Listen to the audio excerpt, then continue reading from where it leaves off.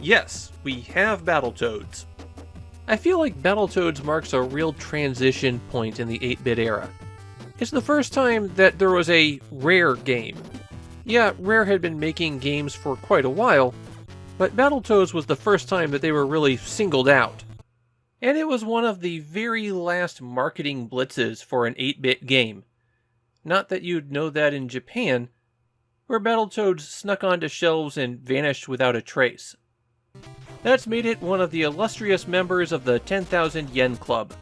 The Famicom games where if you wanted to go buy a cartridge-only copy right now, it would cost you at least 10,000 yen. It's actually a recent member, too. I picked my copy up for a lot cheaper than that, but prices on Famicom cartridges have shot up about 30% in the past year. The Battletoads arose from that period when everyone was trying to copy the Teenage Mutant Ninja Turtles and pretty much falling flat on their face. The Battletoads are Rash, Zitz, and Pimple. That's their names, not what they have. And the plot of the game is that Pimple was escorting Princess Angela when they were abducted by the Dark Queen. So now Rash and Zitz will fight their way through the Dark Queen's planet to get them back. You can really feel that European developer aesthetic behind Battletoads, because this is a game that can't stick with one playstyle for very long. On most of the stages, you're engaged in something resembling a beat-em-up, where hitting B will attack, and pressing A will jump. But sometimes you can freely move around the screen, sometimes you're confined to a 2D plane, and sometimes you can freely roam around. You can double tap in a direction on these stages to go fast, and of course you can do a more powerful attack while you're running.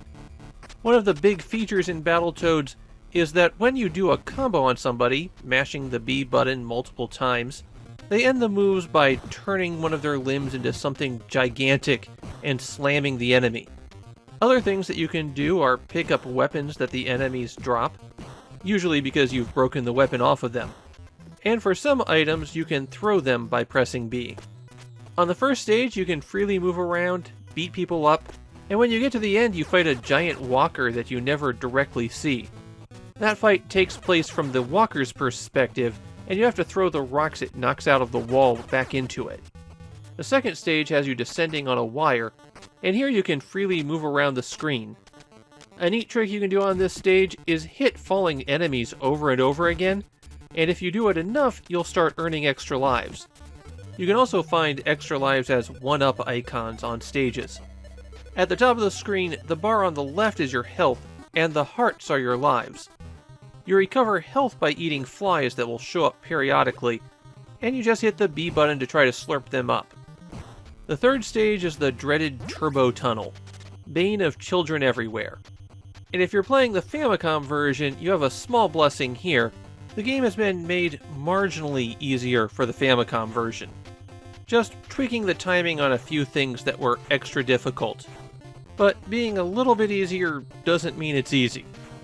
On these hover bikes, you can only jump, and then you have to dodge walls for a very long time.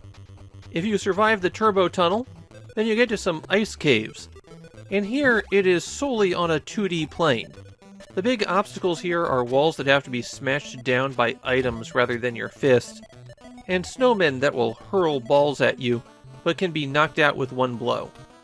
The stage requires a bit of platforming, and the platforming in this game isn't great. You've got a lot of weird momentum to you, and where you can stand isn't really reflected properly in your sprite. So it requires some precise jumping that you can't really be precise about. Survive the ice caves and you get to the river, and here you have to surf and avoid obstacles. You can't even jump for this one. Survive that stage and you go to the snakes, which emerge from walls and you can climb up and down them. They basically act as a series of conveyor belts with really awkward timing. And that's as far as I got during my play session, because you only have 5 continues in Battletoads to complete the whole game. I've gotten a lot further in the past, but I'm out of practice. After this stage, there's more levels that don't really match up with the gameplay of earlier stages, and feature some real cruelty. In fact, that's a core feature of the Battletoad stage design. They love putting one out-of-place obstacle that's extra difficult right at the end of a section. The kind of thing that you can only avoid if you know it's coming. It's not a final skill check, it's a final bit of spite. If you're having trouble with the game, there are a few things you can do. For example, there are warp zones if you move fast enough, and they'll skip you ahead a few stages. Also, if you hold down and left and press start on the title screen, you'll have 10 continues instead of 5. Of course, there's a 2-player simultaneous mode, where players can help each other beat up the enemies, or, more likely, injure each other a lot. In Japan, the game is pretty well regarded for its high production values, though the 8-bit sequel was never released there. However, in 2021 the game was reissued by modern-day Famicom game publisher Columbus Circle. You can tell the re-release apart because the Columbus Circle one has a green cartridge. There's also a recent sequel that was released on all platforms. I can't say I played it because, well, it didn't look very good. And I have to say I'm not really fond of the original Battletoads. Yes, there are a lot of amazing set pieces in the game. Even minor encounters like the Space Invaders who come in to steal parts of your life bar. There's tons of things that will make you go, oh, that was really cool. But when it comes to the act of actually playing Battletoads, I've always found it tough to control and not a whole lot of fun. Admittedly, a lot of that comes from playing the US version, where the stage design was much more cruel, and the game was literally unbeatable if you played it in co-op mode. For me, Battletoads has always been a game that just looks good, and I don't want to play it.